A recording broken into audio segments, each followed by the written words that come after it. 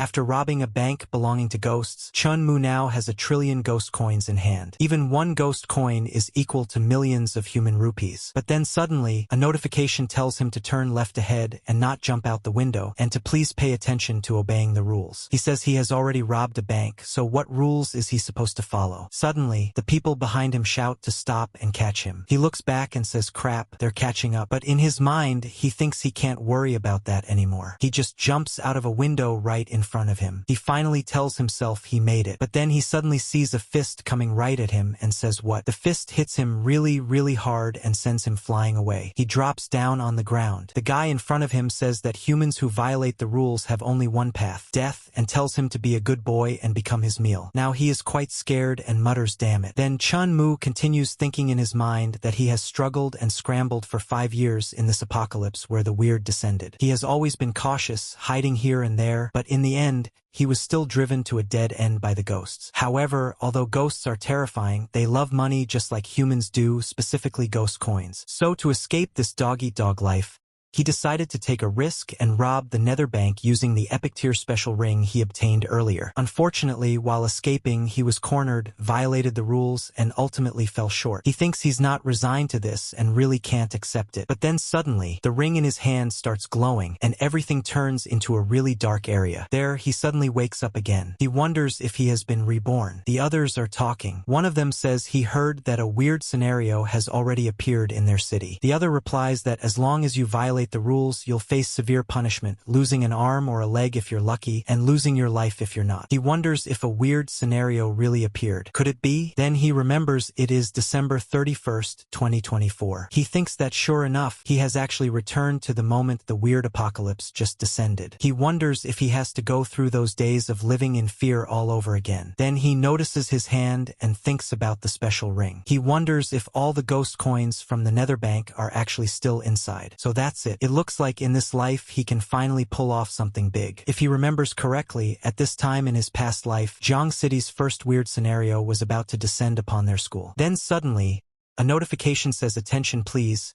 The weird mission Midnight Cafeteria is about to begin. A girl gets really scared and asks what this is, seeing a notification as scary as this is something she has never experienced before. Then another voice says they have been selected to become waiters at the Midnight Cafeteria. Another tells them to arrive at the mission location before 12 o'clock. The notification repeats that the weird mission Midnight Cafeteria has begun and that they must rush to the cafeteria before midnight. As qualified waiters, being late cannot be forgiven. Another girl gets really scared and says it's a weird mission, right? Then everybody starts running around, screaming for help and trying to escape. As everyone panics, one girl cries that she doesn't want to die yet and asks if she doesn't have to go. The guy tells her he advises her to follow the rules. Although entering a weird scenario is dangerous, there is still a glimmer of hope. If she is late, she will be erased immediately. After hearing this, the girl cries even more, but she knows she has to go. Then he thinks about the Midnight Cafeteria and says that if he remembers correctly, this cafeteria is a blue chip stock and will be very useful later. The apocalypse basically starts with buying it. Soon, another notification says midnight is approaching and late waiters will be erased. 3, 2, 1, commencing erasure. Those who fail shout no, but they are immediately erased left and right. Some who make it there sigh in relief, saying phew, that was so scary. Another girl tells Chun-Mu she's scared and that he has to protect her. However, Chin-Mu just swats her away and asks who she is, telling her not to try to latch onto him. She gets really frustrated and snaps at him. Then a voice cuts in and tells everyone to be silent. It says it is the manager of the Midnight Cafeteria and that there are 3 rules here. First, those who come to spend money are distinguished guests, and all staff must unconditionally satisfy the guests' demands, including the manager. Second, damaging cafeteria items is not allowed, otherwise you will be punished. Third, leaving the cafeteria during working hours is not allowed. Then, as the guests start arriving, she says sorry for the wait, distinguished guest. The guest snaps at her, asking what she's dawdling for and telling her to hurry up and come over. After seeing the look on the guest's face, the other girls get really scared. But the manager tells everyone to shut up. She bows and apologizes to the distinguished guest, saying she will handle it immediately. Then she tells them to take her away. As the others drag her away, the guest orders them to serve the dishes. The lady politely tells the guest to please enjoy the meal, and the guest starts eating like crazy. After seeing this, one girl just can't take it anymore. She asks what the guest is eating and says it's so disgusting. She looks like she's about to throw up. The guest then points at her and tells her to come over and wipe his mouth clean. The girl refuses and says she doesn't want to, but it doesn't look like she has much choice. The scared lady mutters, "Damn it." Then she walks over and asks if this is okay and starts wiping his mouth. The guest says very good and hands her a tip. After taking the money, she gets happy and asks if this is really for her. The other girls see it and whisper that those are actually ghost coins. They say they heard ghost coins are extremely precious and can even make the weird show mercy. Another says she heard a tycoon spent $1 million just to buy 10 ghost coins, and she didn't expect this ghost to casually take out 10 ghost coins as a tip. The lady then thinks about Chun-Mu and feels smug, thinking it's a good thing she didn't let him have this opportunity,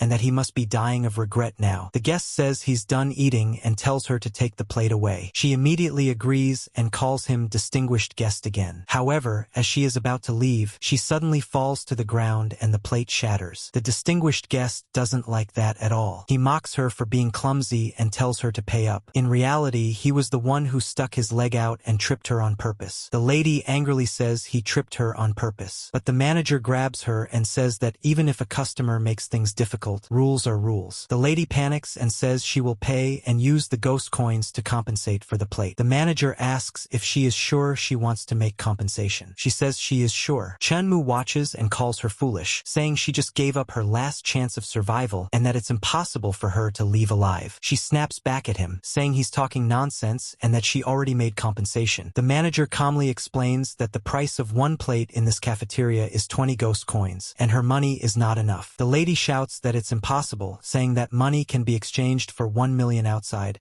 So how can it not buy a single plate here? The manager replies that the money humans use means nothing to them. Then the ghost asks how he should punish her now. The girl starts crying. She doesn't want to be punished, but there is nothing she can do anymore. The guest laughs for quite a while and then slowly looks over the rest of them. He says watching the expressions of human fear is truly interesting and wonders who he should choose to serve him next. The girls panic. One immediately begs him not to pick her. Another says she doesn't want to either. Then the guest looks at Chun-Mu and calls him kid, asking if he isn't afraid. The guest points at him and says he's the one, telling him to hurry over and help take the plate away. He adds that the 10 ghost coins are his. The lady quickly warns Chun-Mu not to go and says the guest wants to harm him. Chun-Mu tells her not to worry and says he has his ways. Then he walks up to the guest and casually asks if he's just carrying a plate, right? The ghost shows the ghost coins. Chun-Mu immediately grabs the money and swats his hand away. The plate drops to the ground and shatters. The ladies, the manager, and even the guest are completely stunned. They can't believe what just happened. Chun-Mu tells them not to waste time and says they should skip to the next step. The girl starts laughing loudly and mocks him, saying his money isn't enough to compensate either,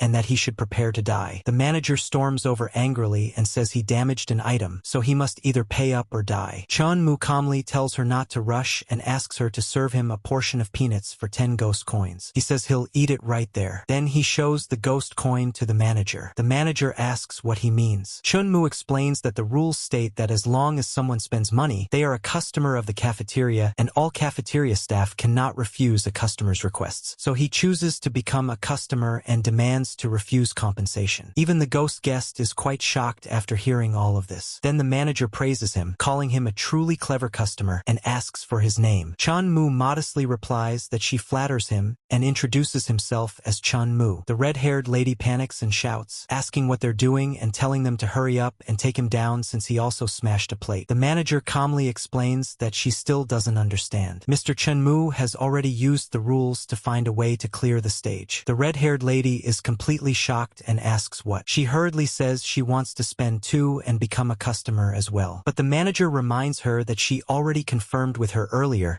and that there is no second chance. The red-haired lady is totally bamboozled and asks how that could be. The manager then politely asks Mr. Chun-Moo if he has any other requests. Chun-Moo asks her to call out the boss of the cafeteria. Then he casually drops another bomb and says he wants to buy the cafeteria. The manager asks if he's joking. She admits their cafeteria's revenue has dropped recently, but to buy it would require at least several million ghost coins. Chun-Moo says of course he's not joking. As long as she helps him find the boss, this will be her tip. He then shows a huge stack of ghost coin notes. The manager stutters in shock, counting 30,000 ghost coins. Even the guest is stunned and asks how much. The red-haired lady also can't believe it's 30,000. The manager, however, is overjoyed. She thinks that amount equals 2 years of her wages and realizes he's a hidden big shot. The red-haired girl gets furious and demands to know why, if he has so much money, he didn't help her earlier. Chun-Moo stands calmly and says he's not related to her in any way, so why should he pay for her mistakes? The manager politely asks Mr. Chun-Moo to wait a moment while she goes to call the boss. Chun-Moo says no problem and that he'll wait right there. Then the manager turns to the red-haired girl and says that since she violated the rules, she must accept the punishment. Then the red-haired lady breaks down crying, saying she was wrong and begging Chun-Moo to save her because she doesn't want to be taken away. But no one is there to save her. No matter how much she begs, it's useless. The manager just laughs, grabs her by the leg, and drags her out. The guest, who was acting arrogant earlier, immediately changes his attitude. He nervously calls Chun-Moo Big Brother and says he hopes he won't take what happened just now to heart, claiming he drank too much. He clearly doesn't want to mess with him anymore. Chun-Moo coldly tells him to get lost. The guest hurriedly agrees, saying no problem, and runs off, saying he's getting lost right now. The remaining girls stare at Chun-Moo in disbelief. Chun-Moo calmly tells them to sit down. As they sit, one of them whispers that they're supposed to be on an extremely dangerous weird mission. Another mutters that the whole genre suddenly changed when it comes to Chun-Moo. Just then, 2 figures walk in. One of them carries a really dark and heavy aura. The manager immediately straightens up and calls out boss. The other girls also look over nervously. Even Chun-Moo is slightly surprised. The manager introduces him and says this is Mr. Chun-Moo. The man with the dark aura looks at Chun-Moo and asks if he's the one who wants to buy his midnight cafeteria. Although his cafeteria's revenue has declined recently, he says the scale and location are still the best. Chun-Moo replies that he is indeed very optimistic about its development prospects. In his heart, he thinks that in his past life, although the midnight cafeteria was sluggish in the early stages, it later became one of the top hotels in the weird world in one fell swoop. This time, he must intercept it in advance. The owner thinks to himself that this is great. Someone is finally taking over this mess, and he must not miss this opportunity. He tells Mr. Chun that the price he's asking is a bit expensive and wonders if he can handle it. Chun-Moo calmly tells him to name his price. The owner says 7 million ghost coins, and the cafeteria will be his. The manager is stunned and asks if the boss is being a bit shady, questioning whether their place can really sell for 7 million. She even tells him to look at Mr. Chen's expression. The owner suddenly feels uneasy and thinks he might have asked for too much. He quickly adds that if it's not suitable, they can discuss it further. Chun-Moo simply says there's no need and offers 8 million, wanting to close the deal right now. The manager is completely shocked and repeats 8 million. The owner is overjoyed and asks if Mr. Chun is joking. The manager nervously asks if he plans to keep them on. The owner thinks to himself that he was planning to run away after selling the cafeteria anyway. Who cares about these lonely souls and wild ghosts? This way, he won't even have to pay the wages he owes them. So he immediately agrees and says he will leave all the staff members to Mr. Chun. He then politely asks how long it will take for Mr. Chun to make the payment so he can prepare the contract. Chun-Moo says they'll do it today because he likes paying in cash. Then a massive stack of ghost coins is pushed onto the table right in front of them. The owner is stunned and thinks that Chun-Moo just took out 8 million like it's nothing. He hurriedly prepares the contract and says Mr. Chun is very straightforward in business. He tells him to sign it and the cafeteria will be his. Chun-Moo immediately signs. As he does, an aura begins to glow. The ghost tells him not to worry. It's the power of the rules. After signing the contract, he will officially be the boss of this cafeteria and no one else can forcibly take it away from him. Not even the former owner. Chun-Moo says he can feel it. In his heart, he thinks that this cafeteria, just like the spatial ring, has formed a connection with him. From today on, the rules of the cafeteria will be set by him. On the other side, the former owner keeps thinking about the 8 million ghost coins. He can't believe he not only sold that failing cafeteria, but also got rid of the troublesome staff without paying their wages. Meanwhile, Chun-Mu thinks that with 8 million, he has secured a weird scenario that will be worth tens of billions in the future. Both of them shake hands happily, each convinced they made a huge profit. The owner then leaves with a giant bag of ghost coins, saying there's no need to see him out, and wishing Mr. Chen a prosperous business before hurrying off. After he leaves, Chun-Mu turns to the staff manager and says that now he is the boss of the cafeteria and wants to modify the rules. The manager immediately agrees, saying no problem since he's the boss and can change them however he likes. As the clock shows 12:29, Chun-Mu announces that he stipulates this weird mission will end at 12:30. The manager agrees without hesitation. Chun-Mu then tells the girls they can go back safely now. They are overjoyed and thank him repeatedly.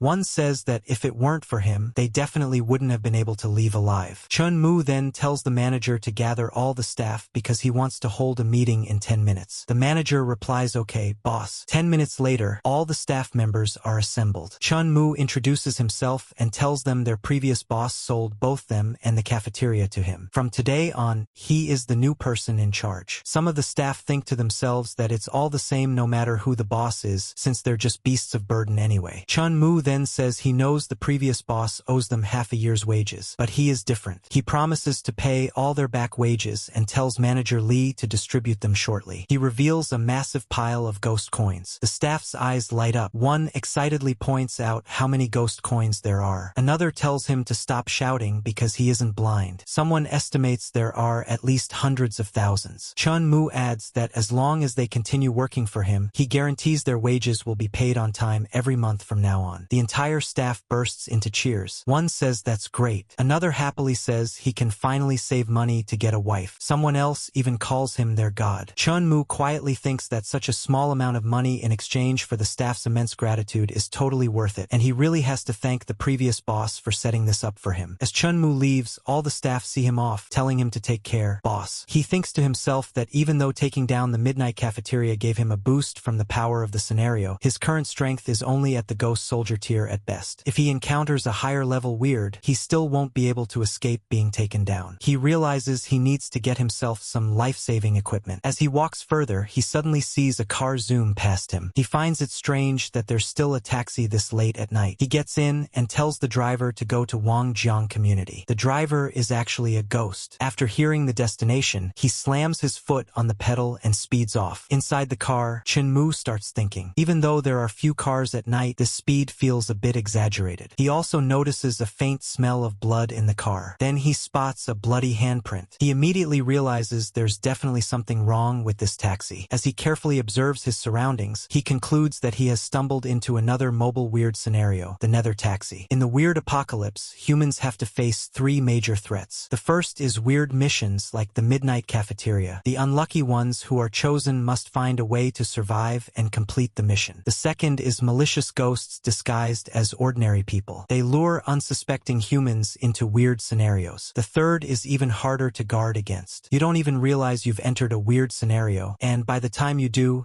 it's basically too late. Fortunately, in his past life, Chun-Mu heard about the rules of the Nether Taxi. As long as you have enough ghost coins to pay the fare, you can leave safely. He also remembers that if you don't have money, you must jump out of the car before it accelerates to escape. If you're both stupid and poor and accidentally take the Nether Taxi, you'll just end up as food for the ghost. However, the rougher the storm, the more valuable the reward. The Nether Taxi is extremely fast and a very efficient means of transport. Plus, while passengers are inside, they are immune to harm from other ghosts. When they finally reach the destination, the ghost driver slowly turns around and tells Chun-Mu that the fare is 10,000 ghost coins and that he should pay up now. Chun-Mu says 10,000 is way too expensive. The ghost coldly replies that if he doesn't have the money, then he shouldn't blame him for getting nasty. Chun-Mu casually praises him, saying he can drive that fast without even using his eyes and is truly worthy of being a veteran driver. The ghost snaps at him to cut the crap and says that if he can't pay the fare, he should prepare to die. Chun-Mu calmly asks who said he can't pay. He then pulls out a bundle of ghost coins and tells the driver that he dares to give it, but asks if the ghost dares to take it. The ghost is immediately flustered. He didn't expect this kid to actually have 10,000 ghost coins. The rules of the Nether taxi clearly state that as long as the passenger pays the fare, they can get off safely. Chun-Mu then exposes him, saying he deliberately used his body to block the taxi meter so he couldn't see the real fare,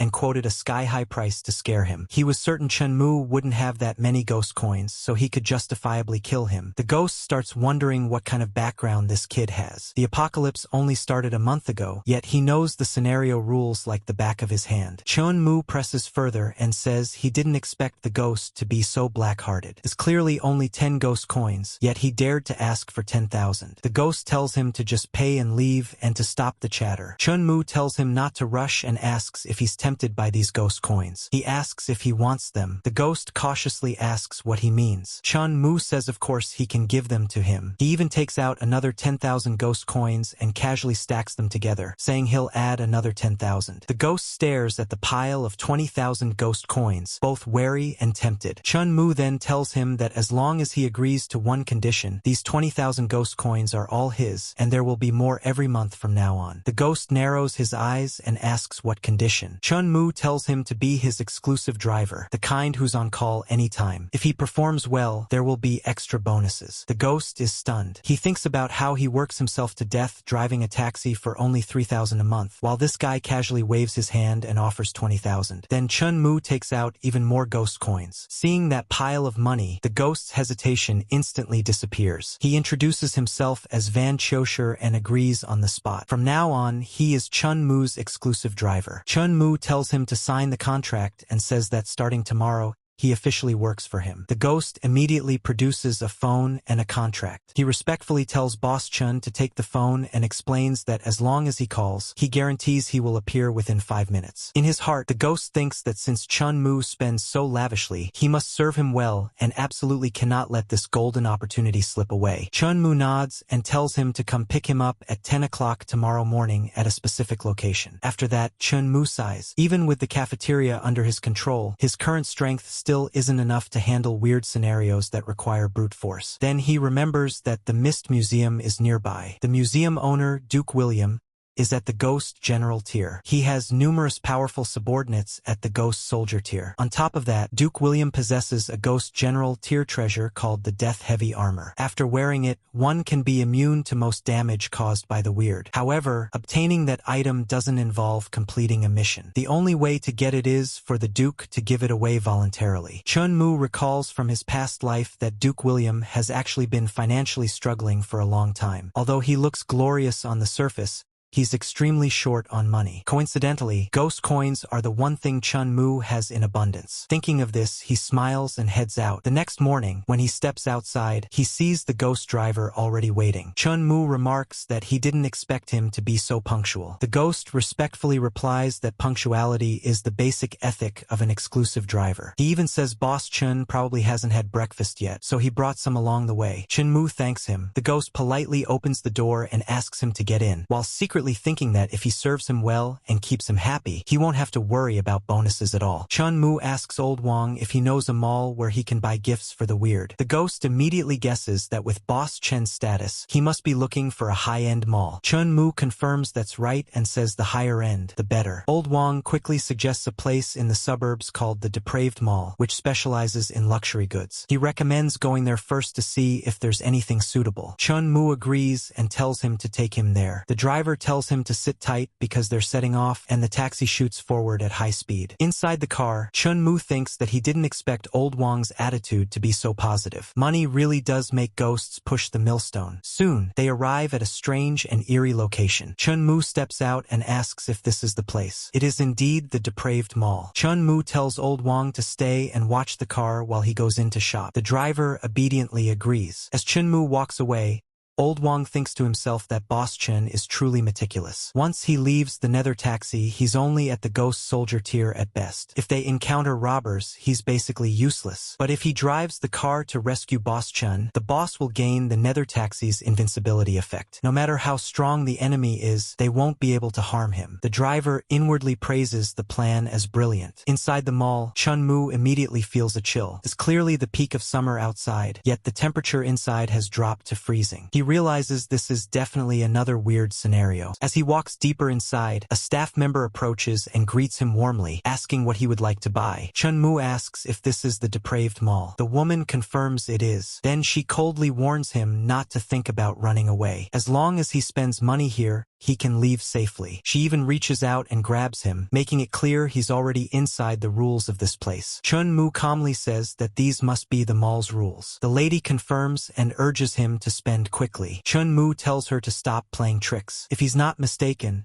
even if he doesn't buy anything, he can still leave safely. She freezes and asks how he knows. Chun-Mu explains that he has seen plenty of scenarios like this before. The rule says that as long as you buy something, you can leave the mall. That's actually a misdirection. People who stumble in for the first time panic and bite the bullet, choosing a product because they want to escape as soon as possible. But in the end, they violate the rules because they don't have enough ghost coins to pay. Finally, they can only leave their lives behind. Breaking the deadlock is simple. The rule says you can leave after spending, but it never says you can't leave if you don't spend. Even if he turns around and walks out right now, there's nothing they can do to him. The lady is visibly shocked at how clearly he understands everything. She admits he is very smart and says many people have fallen into the trap of the rules. Since he has already found the path of survival, he should leave quickly. She promises she won't stop him, but Chun-Mu asks why he should leave. He says he came here to spend. The lady is stunned and asks if he's serious. Chun-Mu confirms and tells her to take him to the most high-class counter. She warns him not to seek death. The cheapest items in the mall cost over 10,000 ghost coins. She questions whether he can really afford it. Chun-Mu slowly pulls out a massive bundle of ghost coins and casually asks what she just said, claiming the wind was too loud and he didn't hear clearly. Her attitude changes instantly. She respectfully says she will take him to the 6th floor right away, since only the luxury goods there are worthy of his distinguished status. Chun-Mu nods approvingly and tells her to consider 20,000 ghost coins as a tip for entertaining him. He says he's in a hurry and tells her to lead the way. The lady carefully guides him by the shoulder and respectfully invites him upstairs. When they arrive at the 6th floor, she proudly introduces it, saying this floor gathers all the luxury brands in the ghost world, and he may choose to his heart's content. Chun-Mu slowly looks around, observing the displays one by one. Chun-Mu thinks that if he wants to move the Duke, he has to cater to his tastes. He recalls that aristocratic homes usually have wine cabinets. In his past life, one of Duke William's wishes was to collect high-end red wine. He walks up to a counter. The lady there politely asks what kind of wine he would like to buy and explains that all their products are custom-made according to Ghost's favorite tastes. In her heart, she sneers, thinking that if he can't afford it like those reckless youths before him, he will just become her dinner. Chun-Mu glances at the selection and calmly orders 100 bottles of their most expensive red wine. He adds that the packaging must be the most luxurious. The lady is stunned. Inwardly, she mocks him, thinking he must be another idiot planning to pay with human currency. She wonders how long he can keep pretending. Soon, she brings out a large number of beautifully packaged bottles and places them in front of him. She tells him everything is ready and that the total comes to 23 million. If he doesn't have the money,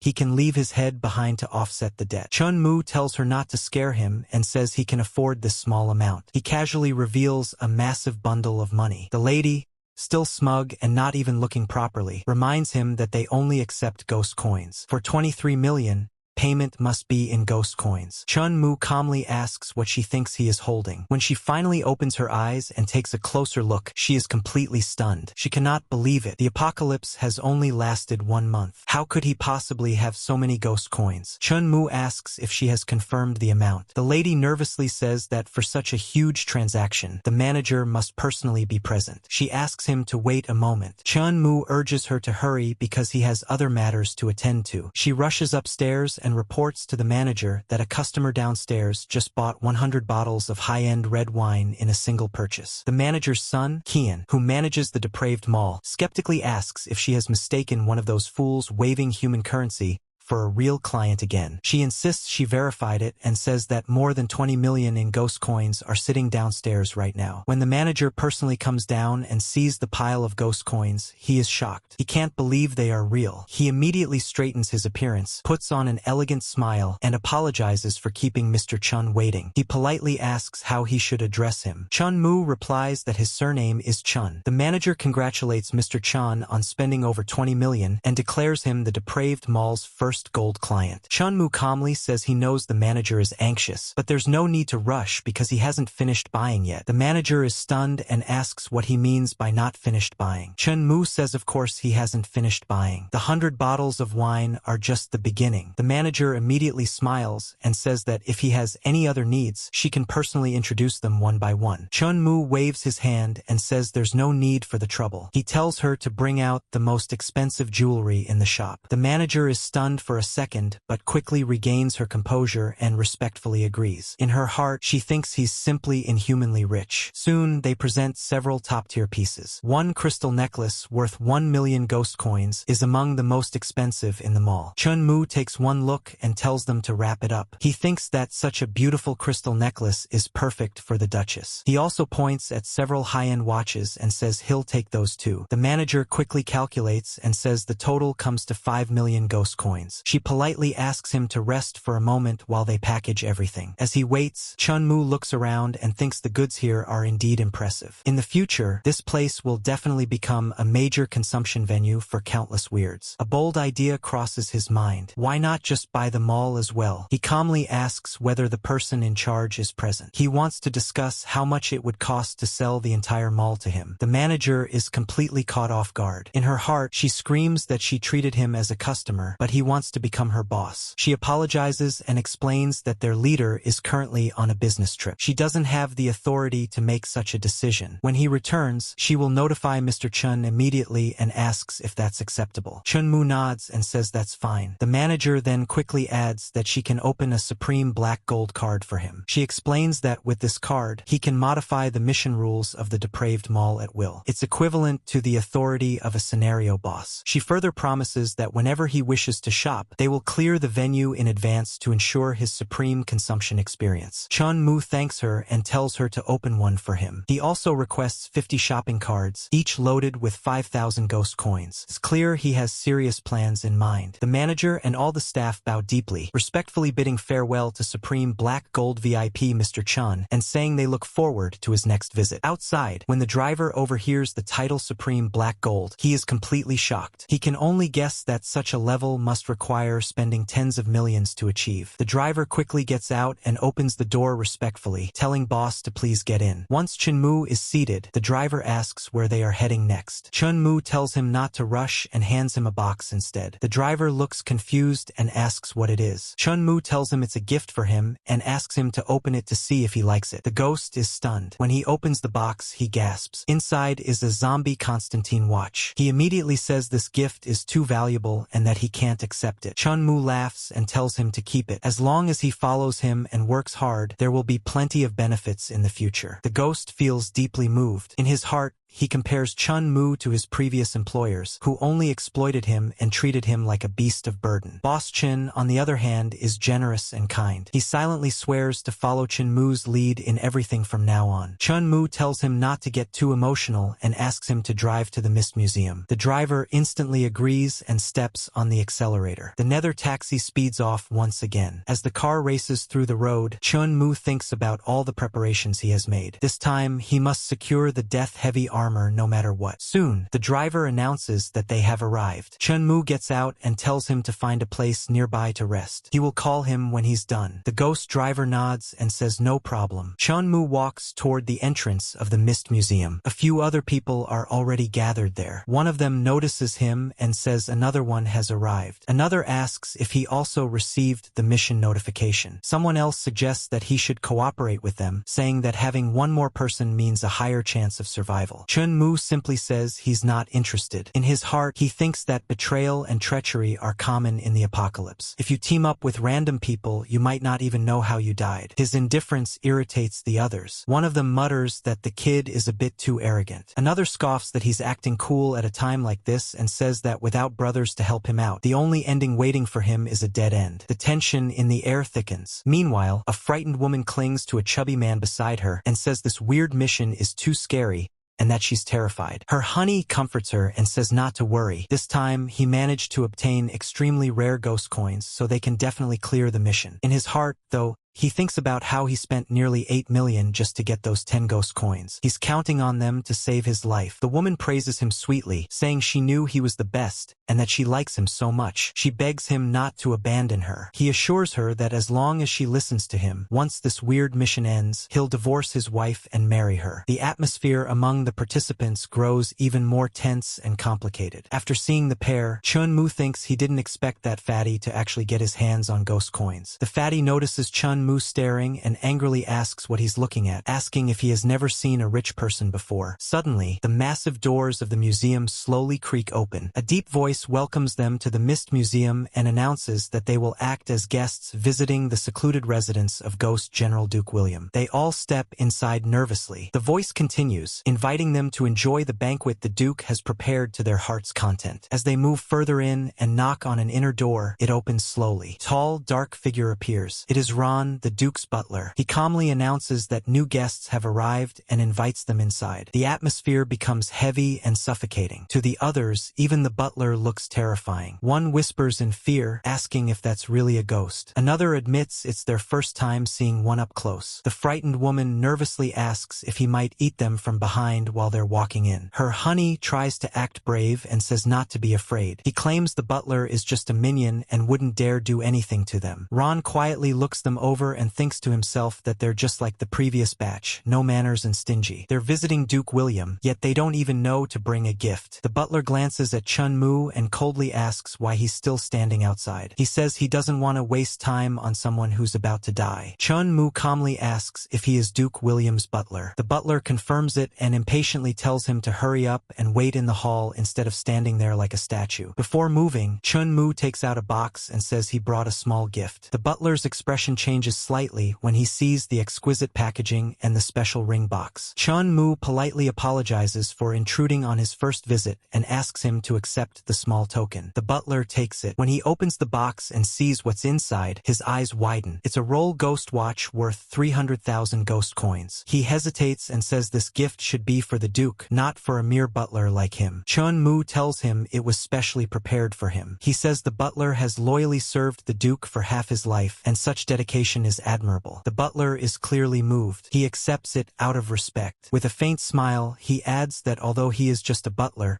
he still holds some authority here. As long as Chun-Moo behaves as a proper guest, he can ensure he leaves the Mist Museum unscathed. Chun-Moo politely thanks him while inwardly celebrating. Spending around 100,000 ghost coins in exchange for a life-saving charm is more than worth it. The butler then casually asks whether the group that entered earlier are Chun-Moo's friends and whether they need special care. Chun-Moo immediately says he doesn't know them. The butler nods in understanding and explains that there is still some time before the Duke's banquet. To pass the time, there will be a small game. He asks everyone to move to the hall and rest. The atmosphere grows even heavier. The frightened woman clings tighter to her honey, saying she's scared and begging him not to leave her side. Her honey notices how friendly the butler is toward Chun-Moo and mutters in shock about how that kid managed to get on such good terms. The butler even personally serves Chun-Moo tea and invites him to drink. Chun-Moo calmly thanks him. The men who were mocking him earlier grow resentful. One of them says no wonder he acted so aloof.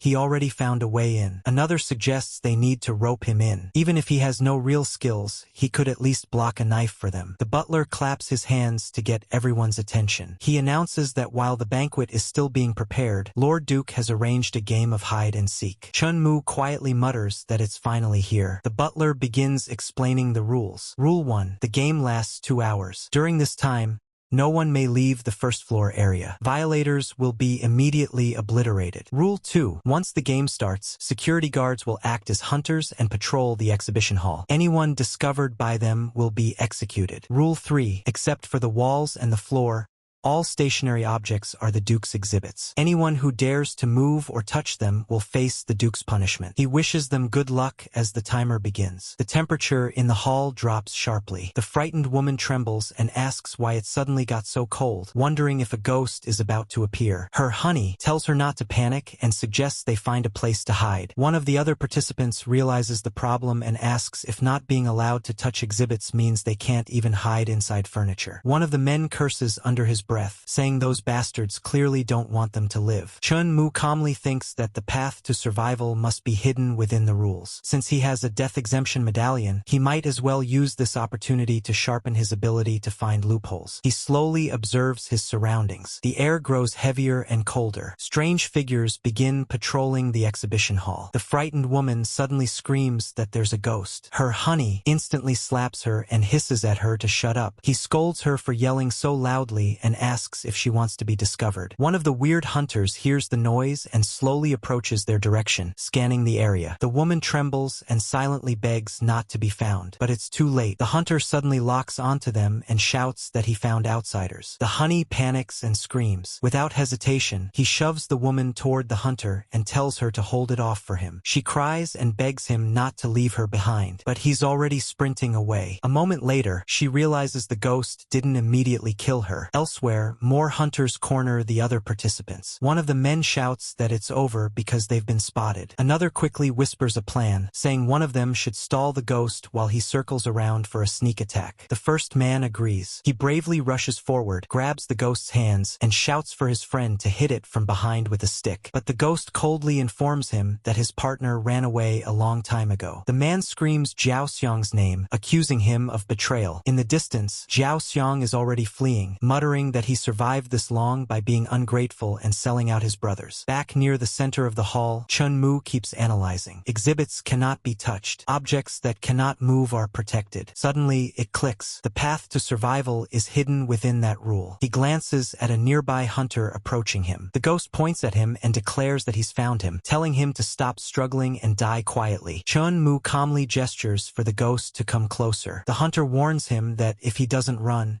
he will kill him. Chun-Mu just laughs. He tells the ghost that if it dares to touch him, it will be the one that dies. The ghost scoffs and asks what nonsense Chun-Mu is talking about. It questions how it could possibly die just by touching him. Even so, it hesitates. Chun-Mu calmly reminds it that the rules clearly stated that anyone who touches an exhibit will be executed. He then adds that all unmoving objects count as exhibits. So as long as he doesn't move, he is effectively an exhibit. He asks the ghost whether it still dares to touch him. The hunter freezes. It suddenly realizes he figured out the loophole in such a short time. If it touches him and triggers the Duke's punishment, it won't just fail its quota.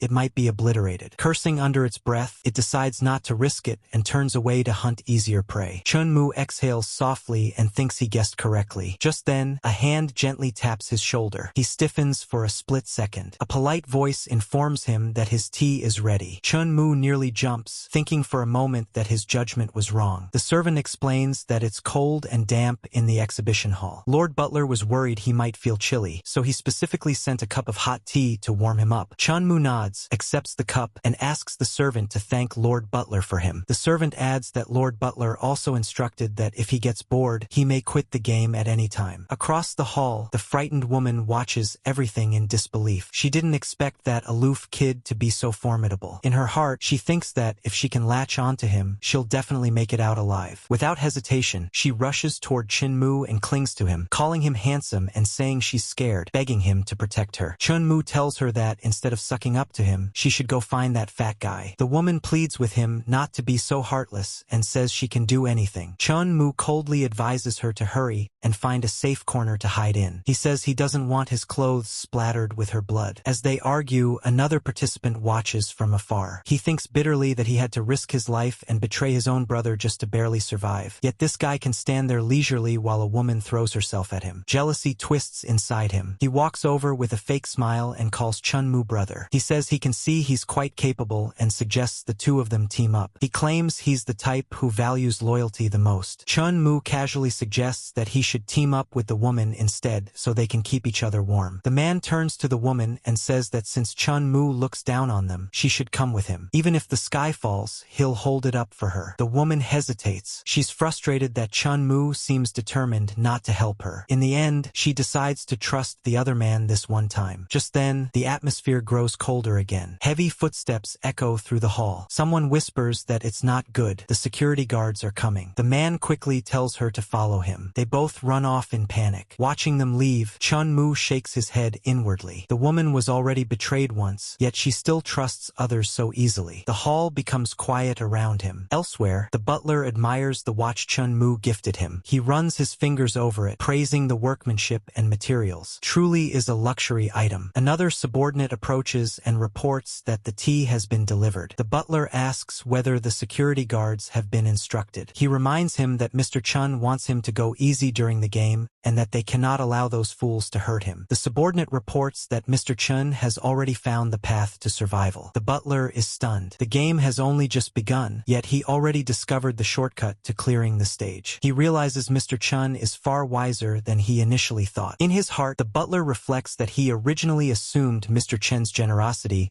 was simply to buy protection and secure his life. But since Mr. Chun is both courageous and resourceful, there is no need to worry about him surviving such a low-level game at all. The butler reflects that he judged a gentleman's belly with a petty man's heart. He decides he must properly befriend Mr. Chun. He immediately orders his subordinate to serve Mr. Chun a fruit platter and bring him a chair. Then he changes his mind and tells him to move the sofa he's sitting on over to Mr. Chun directly. The subordinate hurries off to carry out the order. Back in the first-floor exhibition hall, the fruit platter is delivered. Chun-Mu calmly asks how much time remains before the game ends. The servant replies that there are 10 minutes left. Chun-Mu narrows his eyes. He knows this is the most insidious moment. The ghosts always take advantage of the time when players feel most relaxed, striking down those who think they've already escaped death. Nearby, one ghost reminds another not to touch the distinguished guest designated by Lord Butler. If Mr. Chun gets hurt, they might as well pack up and leave. The other ghost grumbles and says they should hurry and find the remaining players because his performance quota hasn't been met yet. Suddenly, a voice echoes from the speakers, announcing that 10 minutes remain until the game ends. Elsewhere in the hall, the man who betrayed others corners the frightened woman. He smirks and tells her that he protected her for so long,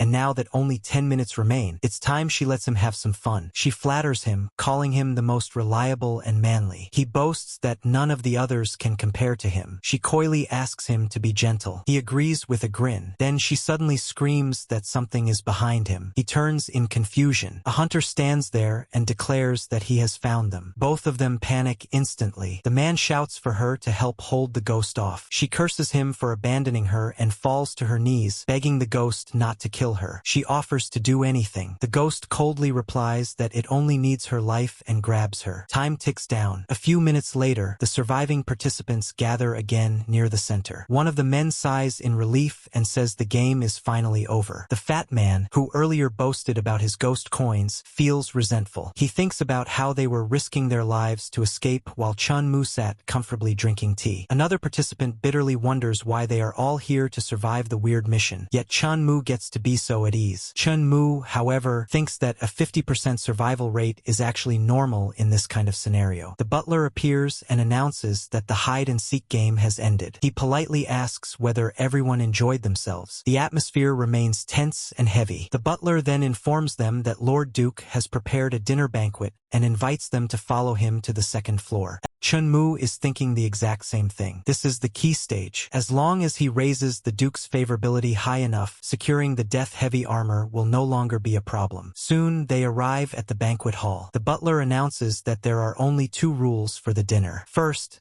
they must absolutely not behave rudely toward Duke William or Madame Emily. Second, they must finish all the food assigned to them by Duke William. Otherwise, there will be punishment. The butler then announces that Mr. Chen's seat is to the right of Duke William. Chun-Mu politely thanks him. Everyone else sits down nervously, their hearts pounding. The butler declares that since everyone is seated, the dinner will now formally begin. The grand doors open. Duke William enters with Madame Emily at his side. They take their seats at the head of the table. With a light flick of his hand, the Duke orders the servants to serve food to the distinguished guests. guests. Dishes are brought out one after another. However, the food looks grotesque and smells even worse. One young man mutters that this isn't something humans can eat at all. Even the fat honey struggles to endure the stench. He wonders what the hell this stuff even is. The Duke smiles faintly and says that to show his sincerity, he will personally distribute the dishes. Before he can proceed, Chun-Mu stands up slightly and apologizes for the intrusion. He says he has prepared a small gift and would like to present it before dinner begins. The Duke is mildly surprised. He thinks that among so many people, there is finally one sensible guest. As the gift is brought forward, he notices the special ring box and grows curious. 2 boxes are placed in front of the Duke and Madame Emily. Chun-Mu respectfully invites Duke William and Madame Emily to open them. At first glance, the boxes look ordinary. The Duke assumes it won't be anything valuable and internally criticizes humans for lacking tact. But the moment he opens the box, a radiant glow shines out. He is stunned. Inside lies the limited edition Zombie Danton watch. Madame Emily opens hers and gasps in delight. It's the crystal necklace from the depraved mall, the very one she couldn't bear to buy for herself. Chun-Mu humbly asks the Duke and Madame to do him the honor of accepting these small gifts. The Duke,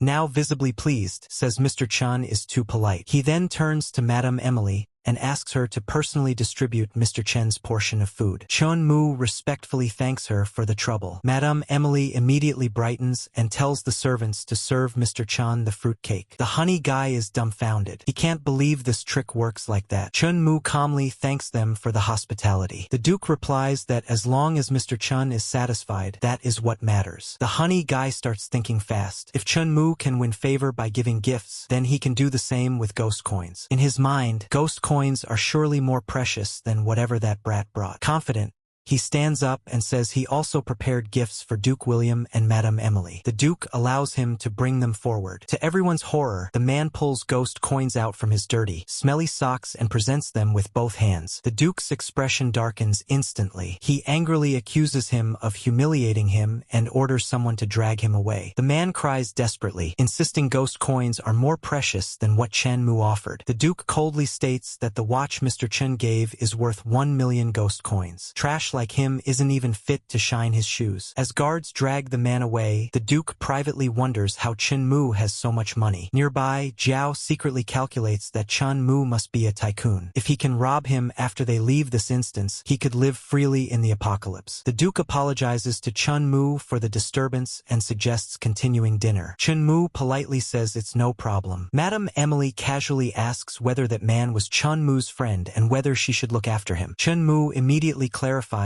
that he doesn't know him. The Duke nods in understanding and reminds everyone to finish their assigned food. Jiao sits there resentfully, thinking Chun-Mu could have saved him with a single word but chose not to. He vows revenge once they leave the scenario. He forces himself to eat the heavy, revolting food while Chun-Mu chats calmly with the Duke and Madame. Eventually, the butler announces that the mission has ended and the surviving guests may leave. Chun-Mu stands and thanks Duke William and Madame Emily for their warm hospitality. As he prepares to leave, the Duke quietly mentions that the man earlier seemed hostile toward him. He offers to arrange for someone to dispose of him. Chun-Mu thanks the Duke for his kindness but says there's no need. His subordinates are already waiting outside to handle it. The Duke is surprised. He didn't expect Mr. Chun to already have subordinates. Inwardly, he decides it's time to deepen this relationship. He tells Chun-Mu that he possesses a ghost general tier treasure and would like his help in appraising it. He wonders whether Mr. Chun has the time. Chun-Mu replies that being able to see a ghost general tier treasure would be his honor. In his heart, he thinks he has waited long enough. The Duke has finally taken the bait. The Duke then invites Mr. Chun to follow him. Outside the Mist Museum Manor Gate, Zao waits impatiently. He frowns, wondering why the doors are still closed and why he hasn't seen that brat come out yet. Suddenly, his stomach twists painfully. He curses under his breath, saying his stomach hurts so badly that he'd better go buy some medicine first. Just then, he notices a car parked nearby. He laughs and says luck really is on his side. In a place like this, there's actually a taxi. He quickly gets in and tells the driver to take him to the nearest hospital and drive fast. The driver calmly replies that he understands. While clutching his stomach, Zao grits his teeth and mutters that once he takes his medicine, he'll come back and slaughter that brat. The driver slowly turns his head and asks if the person he wants to slaughter is Mr. Chun. Zao freezes. freezes. He stammers that the driver is a ghost. The driver's expression turns cold. He says he only wants to confirm one thing and asks him again to answer the question. Desperate, Zeo blurts out that there must be some mistake. Mr. Chun has a lot of ghost coins. As long as the driver doesn't kill him after robbing Chin-Mu, they can split the ghost coins. The driver's face darkens. He asks if Zeo truly intends to make a move against his boss and whether he thinks he would let him off. Without hesitation, the driver slams his foot on the accelerator. Zeo panics. He suddenly realizes that Brat actually hired a ghost as his bodyguard. He desperately tries to open the car door and shouts that he wants to get off. The driver's eyes glow faintly. A cold voice echoes that he provoked someone he shouldn't have and should be more careful in his next life. Moments later, Zeo's screams fade into silence. Back inside Duke William's study, the Duke politely invites Mr. Chun in. Chun-Mu immediately notices the large wine cabinet on the wall is completely empty. He smiles inwardly. It seems his guess was correct. He casually remarks that surely Lord Duke is also a lover of wine. It's a pity for such a grand wine cabinet to remain empty. The Duke sighs and explains that although he was once titled Duke for his meritorious service in the Ghost World War, he has long since fallen into decline. Chun-Mu nods respectfully and says he admires the Duke's character. As a small token of respect, he specially prepared some red wine in advance. With a wave of his hand, bottles of exquisite red wine are presented and carefully arranged into the cabinet. The once empty shelves are quickly filled. The Duke stares in disbelief. He lifts a bottle, inhales the aroma, and exclaims that it is truly good wine, excellent wine. The Duke holds the wine bottle with trembling hands. In his heart, he can't believe that a famous wine worth millions of ghost coins was given to him purely out of respect for his character. His eyes grow moist. He declares that he is determined to make friends with Mr. Chun today. He says he also has a gift and asks Mr. Chun to wait a moment. Chun-Mu immediately realizes the timing is perfect. The favorability has reached its peak. Soon,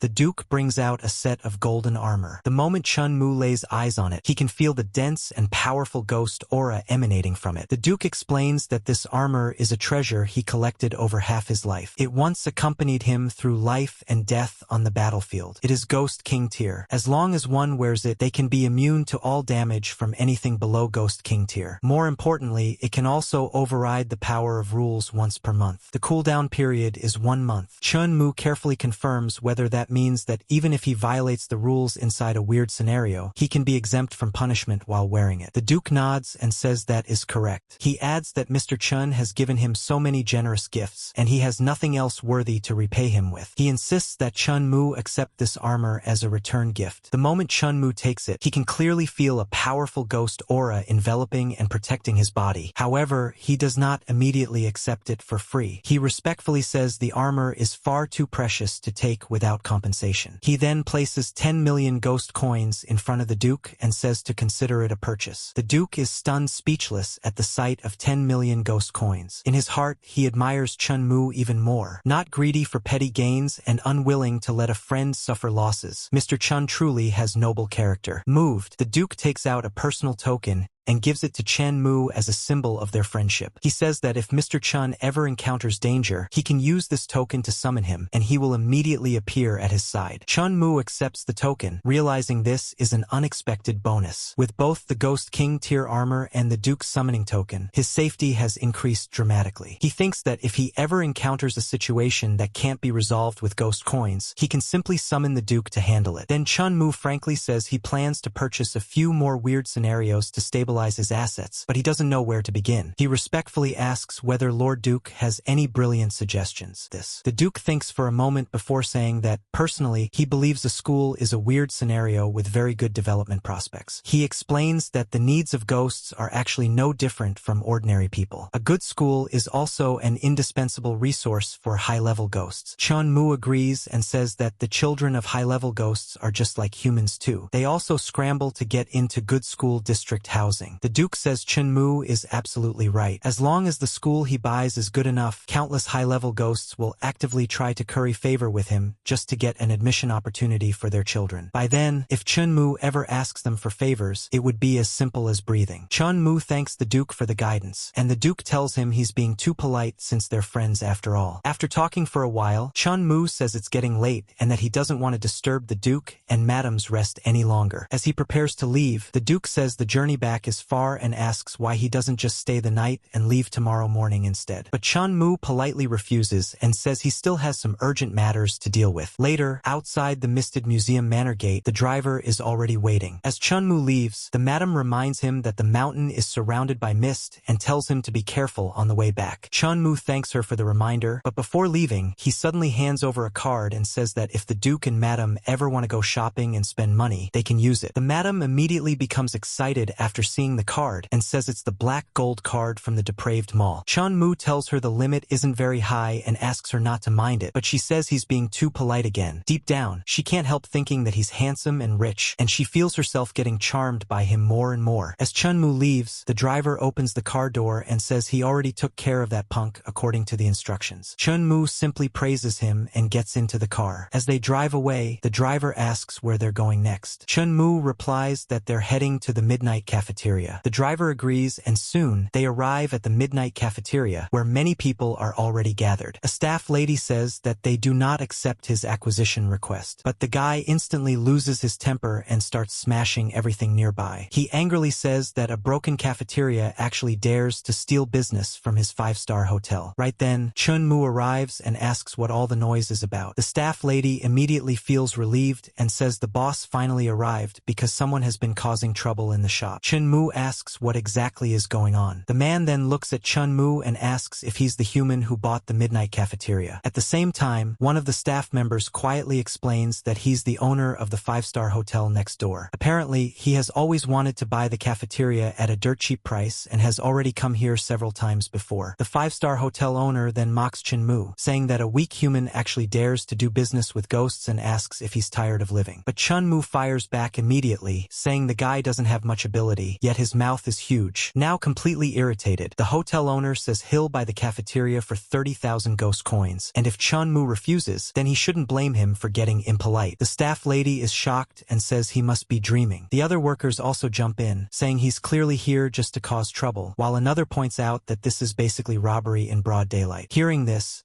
the hotel owner gets even angrier and releases his aura on the spot. He says that he's a ghost captain too and asks if these lowly ghost citizens really want to fight him. He then explains that he never acted before because the previous owner was also a ghost captain. But now that the cafeteria belongs to a weak human who can't even trust a chicken, crushing him would be as easy as stepping on an ant. Chun-Moo, however, stays completely calm and tells him that he'll count to 3. If the man disappears from his sight immediately, he won't hold it against him. The hotel owner sneers and asks what a mere human can possibly do to him. Then he mocks Chun-Moo by asking if he plans to jump up and hit his knee. A second later, power starts gathering in his hand as he declares that it's time for Chun-Moo to die. The staff lady instantly panics and shouts, "Boss!" just as the hotel owner throws a punch toward Chun-Moo. But suddenly, armor appears around Chun-Moo's body, and the hotel owner gets blasted backward on impact, screaming as he crashes away. Chun-Moo coldly says that this is just a piece of trash who barely reached Ghost Captain tier, yet still dares to act arrogant in front of him. The ghost owner is completely stunned. In his mind, this shouldn't even be possible. He can't understand how an ordinary human blocked his attack so easily. Still unwilling to accept it, he stands up again and says that Chun-Moo must be relying on some defensive item. He then tells him that if he really has ability, he should stop using defensive gear and fight fairly. Chun-Moo immediately points out how ridiculous that sounds, saying that a ghost is actually asking a human to fight barehanded and still talking about fairness with a straight face. He says the other man might be shameless, but he still cares about his own dignity. Then Chun-Moo suddenly takes out another item and says this token shouldn't count as defensive gear, right? The moment the hotel owner sees it, his expression changes completely. He instantly recognizes it as Ghost General Williams' exclusive token. At that moment, his mind goes blank. He can't understand how a mere human could possibly possess something like that, and he starts wondering what Chun-Moo's real background actually is. Then Chun-Moo calmly asks Boss 2 if he can teach him how to use the token, since he honestly doesn't know much about it himself. The moment the hotel owner sees Chun-Moo holding that token, his entire attitude changes instantly. He hurriedly lowers his head and says, "No,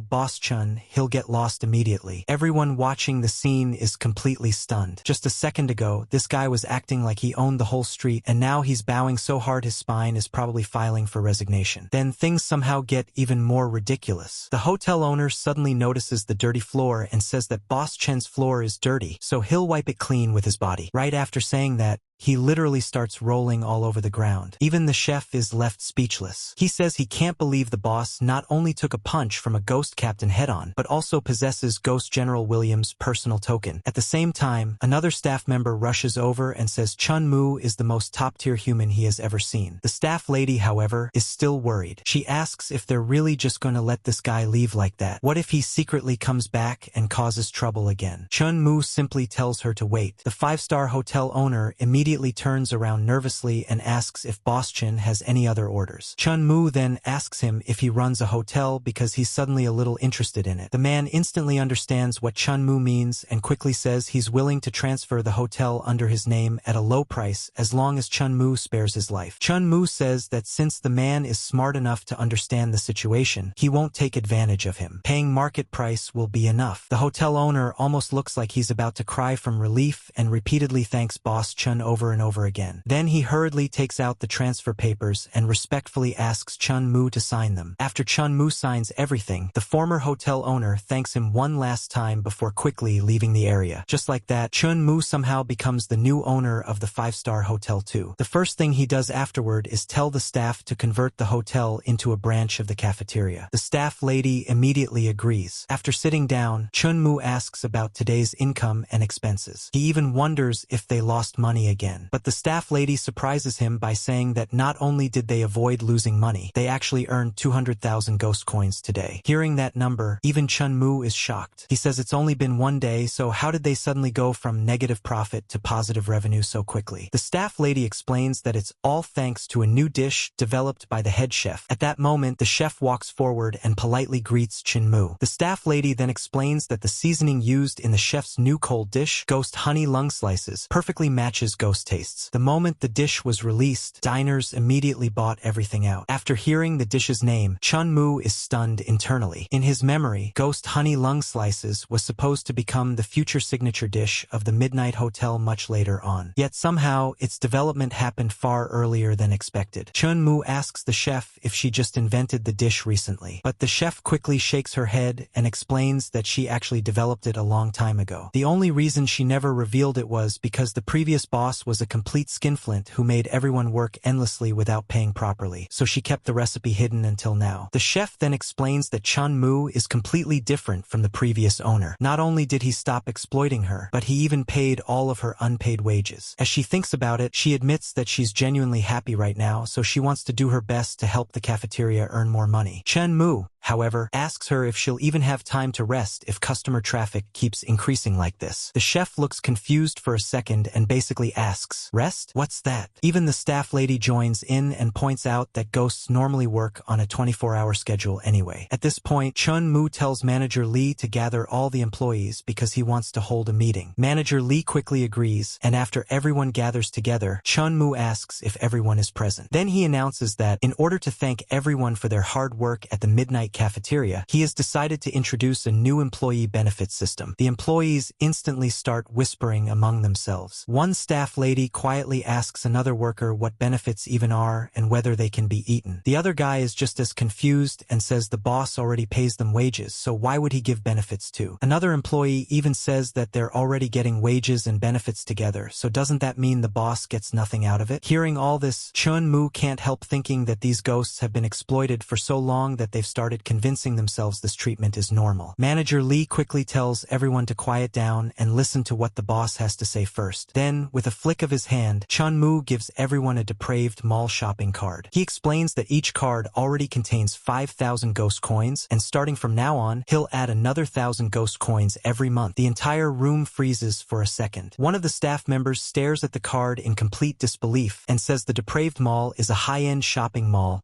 that she wouldn't even dare enter after working her whole life. Another employee immediately bursts into tears and says he can finally go home and tell his mother he's not a failure anymore. At this point, even Manager Lee becomes emotional and tells Chun-Mu that he treats them far too well. But Chun-Mu says not to get excited yet because he still hasn't finished speaking. Then he announces that starting tomorrow, every employee's daily working hours will be reduced to 20 hours, and for the remaining 4 hours, everyone can rest however they want. The moment those words come out, the entire cafeteria cafeteria goes silent. Nobody can even process what they just heard. To these ghosts, for hours of rest almost sounds more unbelievable than the shopping carts. Seeing everyone standing there in shock, Chun-Mu looks around and asks if the rest time is still too little. The moment everyone hears they can actually rest, the entire cafeteria erupts in excitement. One ghost is completely confused and asks what rest even means because he's worked for 50 years, and this is the first time he has ever heard that word. Another ghost looks genuinely troubled and says they can rest for 4 whole hours every day now, but there's no way he can even spend that much free time. At this point, one employee loudly declares that from now on, he's Chun-Mu's most loyal worker. The other female employees quickly rush forward too, all saying me too one after another. Meanwhile, Chun-Mu starts thinking ahead. He imagines that once his business expands, he'll introduce 2-day weekends, 6 insurances, and 1 housing fund, guaranteed 8-hour shifts, and absolutely no overtime. By then, he'll build his own ghost empire step by step. Honestly, these ghosts are so overworked that basic labor laws probably look like forbidden divine techniques to them. Then one employee suddenly raises his hand and calls Chun-Mu the living reincarnation of hell itself. Another immediately agrees and says the boss is basically the living king of hell walking on earth. Soon, the whole crowd starts calling him the living king of hell one after another. One guy even says that after the boss dies, he'll definitely descend directly into the deepest underworld. Chun-Mu quickly stops them and says they should just stick to calling him boss. Even he can't help thinking that, although they clearly mean well, none of those titles sound remotely like compliments. The ghosts immediately obey and all shout, "Yes, boss," before returning to work full of energy. As Chun-Mu watches them leave, he looks at the shining ring on his hand and thinks that this feeling of controlling everything, where life and death depend on a single thought, is strangely addictive. Then he suddenly notices one worker enthusiastically scrubbing the floor while chanting, heave ho, like his life depends on it. Seeing how spotless the place has become, Chun-Mu realizes the reward system is way more effective than expected. After that, he tells Manager Lee to help him find a staff dormitory because he'll just stay there for the night. Manager Lee immediately offers to take him to her private dormitory instead. Chun-Mu simply agrees. Soon, they arrive at the dormitory entrance, and Manager Lee nervously tells him that this is her room. After entering, Chun-Mu casually tells her to head back to work now. Manager Lee awkwardly agrees before slowly leaving the room. The moment the door closes, however, her expression instantly changes and she starts crying internally. She had secretly thought something romantic might finally happen between them tonight. Meanwhile, inside the room, Chun-Mu lies down and thinks that it's already rest time, yet she still wanted to slack off from work. In his mind, there's absolutely no chance of that happening. The next day, Chun-Mu arrives at his school while quietly thinking about what's about to happen tonight. He knows this school will soon be invaded by ghosts and eventually become the future super elite academy known as Dark Knight High School. In the future, the school's development speed will be terrifying. In less than half a year, it will rise to become one of the top high schools across more than a dozen nearby cities. Because of that, Chun-Mu knows he absolutely has to seize this opportunity and buy the school before anyone else realizes its value. Right then, a voice suddenly shouts at him from nearby. A man angrily asks which class he belongs to and demands to know why he's wandering around the playground instead of attending class. Chun-Mu turns around in confusion, wondering who the guy is talking to. But the moment the man sees his face clearly, his entire expression changes instantly. He blurts out Chun-Mu's name on the spot. Chun-Mu calmly asks if Director Jiang needs something from him. The second Director Jiang recognizes him. Countless thoughts immediately explode inside his head. He starts remembering every past interaction they had and instantly realizes how badly he messed up before. Back then,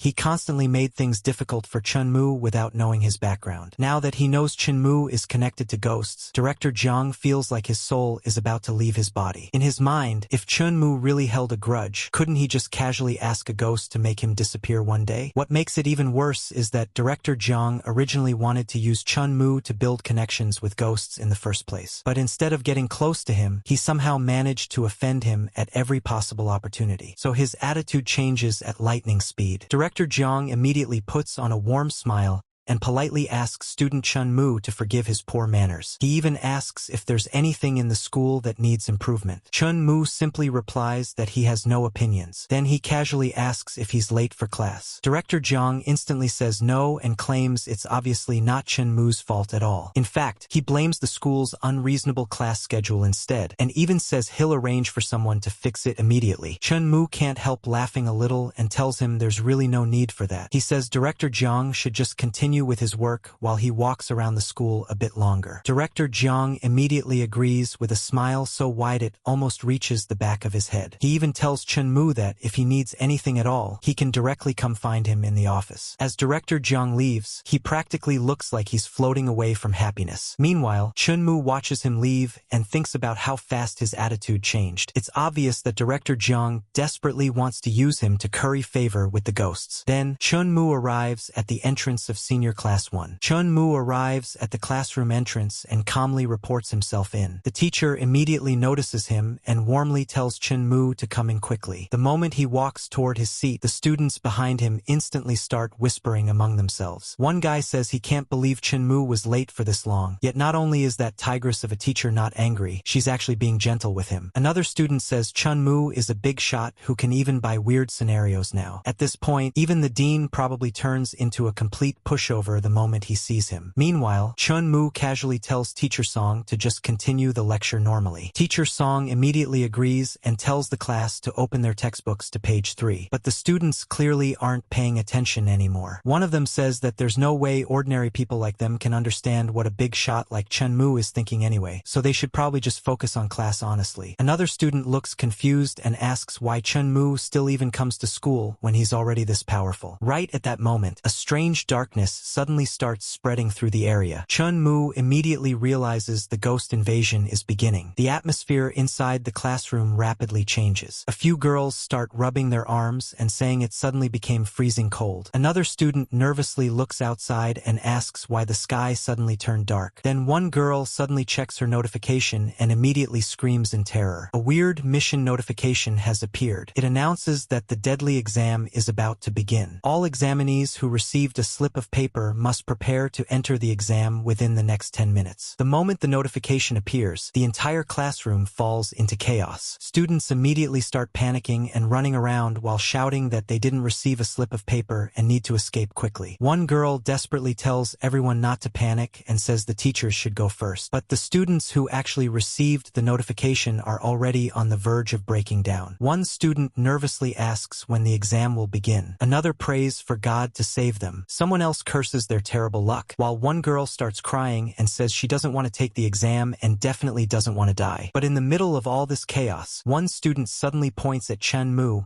like he just discovered humanity's final hope. He loudly says everyone should stop panicking because Chunmu is basically a god. As long as they follow him, he'll definitely keep them alive. The atmosphere changes instantly. A male student immediately rushes over and asks Chunmu if his strength is good enough, even offering to help if more muscle is needed. At the same time, a girl nervously moves closer to Chunmu and says that as long as he helps her clear the mission, she's willing to do absolutely anything for him. Seeing how everyone suddenly changed their attitudes, Chunmu quietly thinks about how nobody cares about you when you're powerless, but the moment you become important, even distant strangers start acting close to you. Right then, another notification appears. It announces that the exam duration will last for 2 hours, and during that time, nobody is allowed to leave the classroom. The rules explain that a ghost is hiding among them. To pass the exam, they must identify and kill the hidden ghost. However, if the number of survivors drops below half, the exam will immediately end, and the remaining survivors will be allowed to leave safely. But if the ghost is not discovered before the time limit ends, the exam will be considered a failure, and half of the remaining examinees will be randomly killed. Before anyone can even calm down, another voice suddenly echoes through the classroom. It explains that every desk drawer contains a utility knife. If the knife successfully wounds a ghost, black smoke will emerge from the wound. However, attacking the ghost will also completely enrage it, causing it to launch indiscriminate attacks against everyone nearby. Then another hint notification appears. It says that, just like humans, the ghost possesses 4 limbs and cannot be distinguished by appearance alone. Until it is discovered, it normally will not move. After reading the rules, one student mutters that this is basically the exam question itself. A girl immediately points out the horrifying problem with that. If they guess wrong, wouldn't they just end up slaughtering innocent people? Another student desperately asks how they're even supposed to tell the difference in the first place. Meanwhile, Chunmu calmly analyzes the situation in his mind. He realizes the rules are exactly the same as they were in his previous life. The entire exam is designed to force people into testing human nature itself. In reality, there are only two ways to survive this exam. Either sacrifice people through trial and error until the ghost reveals itself, or accurately identify the hidden ghost and eliminate it in a single strike. Then one student suddenly comes up with a terrifying idea. He points out that the rules already explained how to identify the ghost using the knives. So, according to him, everyone should simply stab each other one by one. Whoever releases black smoke must be the ghost. The moment those words come out, the entire classroom becomes even colder than before. One panicking student immediately objects and reminds everyone that the rules clearly said the ghost would launch indiscriminate attacks if it got injured. He says they absolutely cannot act recklessly before identifying the ghost properly. Another student impatiently asks what they're supposed to do instead. But before anyone can answer, the atmosphere suddenly becomes tense again. One guy quietly pulls out the utility knife behind another student's back. Then he suddenly points at a frightened girl hiding in the corner and accuses her of being the disguised ghost because she's been sitting there motionless the entire time. The girl instantly panics and desperately insists that she's not the ghost. But the guy clearly doesn't care anymore. He starts walking toward her while saying that whether she's the ghost or not, they'll know after one stab anyway. Just as he's about to attack her, Chin-Moo suddenly grabs his wrist midair and coldly tells him to get back to his seat. The guy immediately gets angry and says Chun-Moo only cleared the cafeteria mission earlier through pure luck. According to him, Chun-Moo is acting like some kind of savior now. But Chun-Moo calmly explains that the ghost will not attack on its own initiative, so as long as nobody acts rashly, everyone is temporarily safe. The student can only grit his teeth in frustration while Chun-Moo forces him back. Meanwhile, Chun-Moo silently thinks about how this mission played out in his previous life. Back then, the situation eventually devolved into complete mutual slaughter, and even until the very end, nobody successfully identified the hidden ghost. This time, however, Chun-Moo is determined to clear the mission successfully. As he continues studying the rules carefully, another student suddenly looks toward the classroom across the hall and notices total chaos over there too. He points out that they still haven't found the ghost either. At the same time, one girl nervously says that an entire hour has already passed, meaning they're all getting closer and closer to death. The irritated student from earlier instantly snaps at her and tells her to stop jinxing everyone already. Meanwhile, Chun-Moo keeps analyzing the wording of the rules in his head. Generally will not move, has 4 limbs. Then a thought suddenly flashes through his mind. Ever since the exam started, every single classmate in the room has already moved from their seats at least once. Everyone except one person. Chun-Moo slowly turns his gaze toward the girl still lying motionless nearby. At that moment, everything finally clicks together in his mind. Right then, the announcement system suddenly echoes throughout the building. It announces that Class 3 has failed the exam and that half of the surviving students have already been eliminated. The atmosphere inside the classroom instantly collapses into panic again. One student stands up in despair and says it's over because they're all going to die trapped inside the classroom. Another student turns toward Chun-Moo in frustration and demands to know what he has to say now. But Chun-Moo calmly tells everyone not to panic because he has already figured out who the ghost is. The girl lying there slowly raises her head in shock. Another student immediately blurts out Wang Fang's name and asks if she's really the ghost. Then he suddenly remembers that Chun-Moo literally protected her earlier. The frustrated student from before immediately bursts into laughter and says he knew it from the beginning. According to him, everyone should have listened to him earlier. Then he excitedly urges Chun-Moo to hurry up and slash her already. The girl immediately bursts into tears and desperately insists that she's not the ghost. She begs Chun-Moo to believe her. At the same time, Chun-Moo slowly picks up the utility knife, making the entire classroom hold its breath. Even the atmosphere turns tense enough that nobody dares to speak loudly anymore. The girl keeps trembling in fear while Chun-Moo calmly walks forward. Everyone thinks he's about to slash her at any second. But suddenly, instead of attacking the girl, Chun-Moo drives the knife directly into the desk beside her. For a split second, the whole classroom freezes in confusion. The frustrated student instantly explodes and asks Chun-Moo what the hell he's doing. He yells that they told him to stab the girl, so why is he attacking a desk instead? Chun-Moo calmly tells everyone not to move and simply says to look carefully. Then, as the knife remains lodged in the desk, a terrifying aura suddenly starts spreading throughout the classroom from inside the furniture itself. Dark energy begins leaking out everywhere, making the entire room tremble. The girl stares at the desk in horror and screams that the ghost is actually there. At that moment, even the frustrated student is completely stunned. He curses in disbelief after realizing the desk itself was the hidden ghost ghost the entire time. The class had spent all this time suspecting each other while the real ghost had been sitting silently in front of them all along. Then the announcement system suddenly echoes through the classroom once again. It announces that Chun-Mu from Class 1 successfully found the target and cleared the exam. Even more shocking, every single member of the class survived. The moment the announcement confirms that everyone survived, the entire classroom explodes with excitement. Students immediately start cheering, hugging each other, and celebrating like they just escaped death itself, which honestly they did. One student excitedly shouts that they finally survived. Two girls hugging each other scream that they actually won. After calming down a little, another student quickly asks Chun-Mu how he figured out the ghost was the desk in the first place. Someone else says Chun-Mu is seriously unbelievable because everyone had been convinced the ghost disguised itself as a human the whole time. Chun-Mu then explains that the answer was actually hidden inside a word trap within the rules. One student looks confused and asks what he means by a word trap. Chun-Mu calmly explains that the rules only stated the ghost had 4 limbs like a human, but nowhere did it actually say the ghost itself had to be human. Because of that wording, everyone subconsciously assumed the ghost transformed into a person. That misunderstanding completely misled the class and almost caused everyone to start killing each other. He then points out the most important clue. The rules also stated that the ghost generally would not move on its own. So Chun-Mu carefully observed the classroom the entire time. Every student had shifted positions at least slightly during the panic. Even the desks and chairs had been bumped around in the chaos. But there was only one thing in the entire classroom that never moved even a single bit from beginning to end. That desk. Chun-Mu explains that even when Wang Feng sat beside it, the desk itself never shifted by even a millimeter. That was the moment he became certain it was the hidden ghost. One student immediately says he's genuinely impressed because staying calm enough to notice details like that in such a terrifying situation is insane. Chun-Mu then tells everyone that since the mission is over, they should all head home as soon as possible. The school has already been invaded by ghosts, so there's no reason to keep attending classes anymore. Another student quickly agrees and says he definitely doesn't want to get eaten by ghosts at school. The moment someone yells, "Let's go," the entire class immediately starts rushing out together. As Chun-Mu watches the chaos around him, he quietly thinks that it's unfortunate the other classes weren't as lucky as his. That's just how cruel the weird apocalypse is. Even the people who survive are often left mentally broken afterward. As he walks through the hallway, Chun-Mu notices one girl laughing hysterically by herself, clearly unable to process everything that just happened. Soon after, Chun-Mu arrives at the principal's office and politely announces his presence before entering. Inside, the principal sits there while releasing a heavy ghostly aura throughout the room. The principal stares at Chun-Mu and says he must be the only human who successfully passed the exam just now. Then he coldly asks how Chun-Mu dares to walk into the office so casually. Chun-Mu calmly replies by asking why he wouldn't dare. He says he simply came here to discuss business. The principal immediately sneers and says Chun-Mu isn't worthy of that. He warns him not to become arrogant just because he used a little intelligence to survive. According to the principal, humans are ultimately destined to become nothing more than food for ghosts. This time, Chun-Mu merely managed to survive by exploiting the exam rules and finding a path to stay alive. Chun-Mu doesn't waste any time. He directly throws a thick bundle of money onto the table and tells the principal not to rush into refusing him because this is simply a small meeting gift. The principal instantly rises from his seat in shock after seeing the amount. He realizes the stack alone contains at least tens of thousands of ghost coins. His entire attitude changes almost immediately. The principal suddenly acts like he just remembered who Chun-Mu is and warmly asks if he's student Chun-Mu from the midnight cafeteria. He explains that while eating there recently, he heard many ghosts talking about him. Chun-Mu calmly confirms that it's indeed him. At this point, the principal becomes unbelievably polite. He quickly invites Chun-Mu to sit down properly and praises him for not only being intelligent but also incredibly wealthy at such a young age. According to the principal, Chun-Mu is truly a young hero. Then the principal even takes out tea he claims to have treasured for decades and personally offers Chun-Mu a cup. Seeing how cooperative the principal suddenly became, Chun-Mu decides to increase the pressure a little more. He casually reveals a collection-grade bottle of red wine from the depraved mall. The principal's eyes almost pop out instantly. He hurriedly grabs the bottle and internally screams after recognizing how valuable it is. But before he can even calm down, his eyes suddenly land on another object, a ghost general's token. The moment he sees it, his heart practically skips a beat. Chun-Mu lightly apologizes and says he accidentally dropped one of his personal belongings. Meanwhile, the principal's thoughts are already spiraling out of control. He becomes completely convinced that the token truly belongs to a ghost general. At that moment,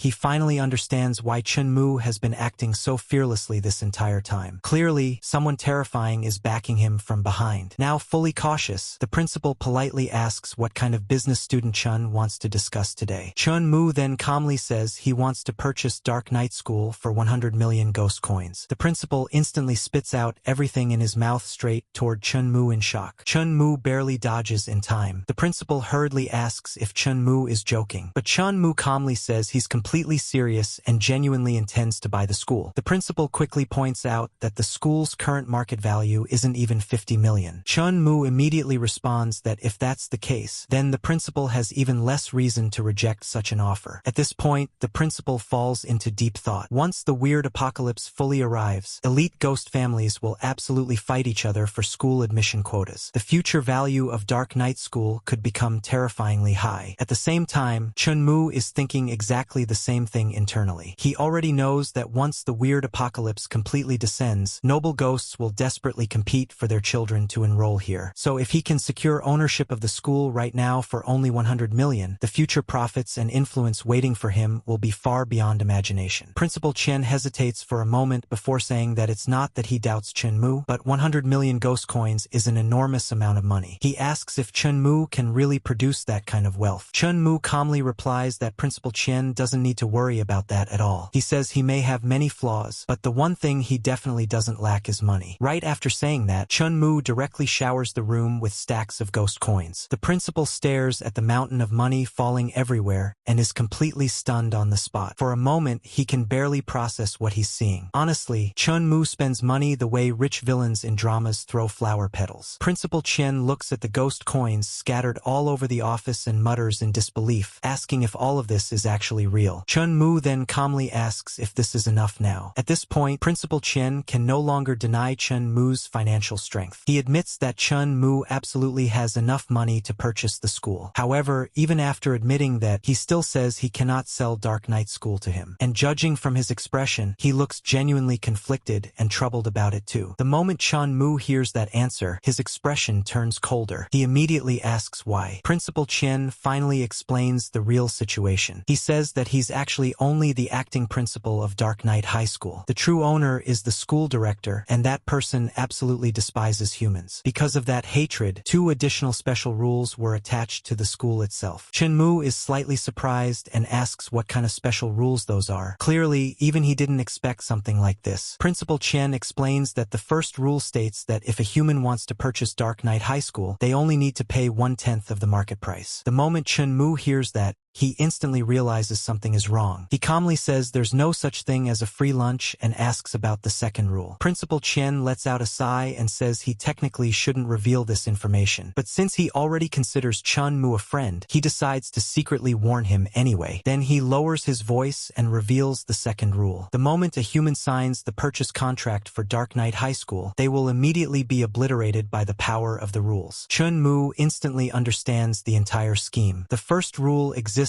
purely to tempt greedy humans with an unbelievably cheap price. Then, once they sign the contract, the second rule activates, kills them instantly, and allows the ghosts to take back both the school and the money at the same time. Even Chun-Mu admits the setup is extremely sinister. Principal Chen nods and says exactly. It's not that he personally refuses to sell the school. The problem is that Chun-Mu will absolutely die the moment he signs the contract. But Chun-Mu calmly says it doesn't matter because he still intends to buy the school anyway. The principal becomes even more alarmed and asks if Chun-Mu didn't understand what he just explained. As long as he signs the contract, death is guaranteed. Chun-Mu simply tells him to bring the contract over. At this point, even Principal Chen starts thinking that Chun-Mu might just be one of those people with more money than common sense. Still, he eventually brings the contract out. Without hesitation, Chun-Mu immediately signs it. The instant the signature is completed, a terrifying dark aura begins spreading throughout the office. Principal Chen sighs and says it's such a pity for a talented young man with such a bright bright future to die here. Then suddenly, a massive scythe descends from above with overwhelming force. But right before it lands, Chun-Mu calmly tells the principal not to speak too soon. In the next moment, his armor instantly activates and blocks the attack completely. The terrifying strike fails to injure him at all. Principal Chen is completely horrified. He can't believe someone actually resisted the power of the rules themselves. Chun-Mu casually explains that it's nothing special. He just happens to possess an item capable of countering rule-based attacks. But hearing that explanation only shocks the principal even more. In the entire Ghost world, there is supposedly only one defensive armor capable of resisting the power of the rules, Duke William's unique armor. At that moment, Principal Chen finally connects everything together. Now he fully realizes that the Ghost General token Chun-Mu showed earlier most likely belongs to Duke William himself. After blocking the rule attack, Chun-Mu calmly asks if signing the contract means he is now officially the new director of Dark Knight High School. Principal Chen immediately changes his tone completely and respectfully confirms it. He even corrects himself midway, going from classmate Chun to director Chun, before inviting him to take the seat of honor. But Chun-Mu says there's no need for that because he's not good at management anyway. He tells Principal Chen to continue serving as acting principal like before. Principal Chen instantly agrees and thanks Director Chun for valuing him so highly. He promises he absolutely won't disappoint his expectations. Chun-Mu then orders him to gather all teaching staff and employees at the playground within 10 minutes. Soon afterward, the Dark Knight High School playground is packed with teachers and workers. Everyone is whispering among themselves after hearing the school was suddenly sold to a new owner. One person says this happened way too suddenly. Another asks who could possibly buy a school like this overnight. Then Principal Chen steps forward and tells everyone to quiet down before welcoming the new school director with warm applause. The moment he announces Chun-Mu's name, the entire crowd freezes. Every teacher and employee looks completely stunned. Some of the female staff stare in disbelief, while even the male staff standing in the back look like their brains just stopped working. One teacher immediately recognizes Chun-Mu and says he's the student who solved the exam earlier today. Another person can't believe the new school director is actually a human, and not just any human, but literally a student from the school itself. At this point, some staff members start panicking internally. They suddenly remember that the school literally created weird missions designed to kill humans. Now that a human has become their boss, they're terrified Chun-Mu might take revenge on all of them. A few employees even huddle together while crying, convinced their future is doomed. One says Chun-Mu will probably pay them back 100 times over for everything humans suffered here. Another guy quietly wonders if it's still possible to resign before things get worse. Meanwhile, Chun-Mu casually grabs the microphone and immediately shocks everyone with his first announcement. He says that from now on, the school belongs to him, and he only gathered everyone here for 3 things: pay raise, and another pay raise. The moment those words come out, the entire playground goes silent for half a second. Then Chun-Mu announces that starting today, the salaries of all teaching staff will officially be doubled. Instantly, the entire crowd erupts into chaos again, but this time from excitement instead of fear. Teachers start cheering all over the playground. One person can't believe they're actually getting a raise instead of punishment. Another employee says Chun-Mu not only isn't taking revenge on them, he's actually giving them even better benefits. Someone else emotionally declares that this isn't a normal school director at all. According to them, Chun-Mu is basically the living incarnation of the King of Hell. Honestly, at this point Chun-Mu accidentally became the greatest boss in Ghost history just by doing the bare minimum labor rights. But Chun-Mu still isn't finished yet. He announces that all employees will also receive a guaranteed 4-hour break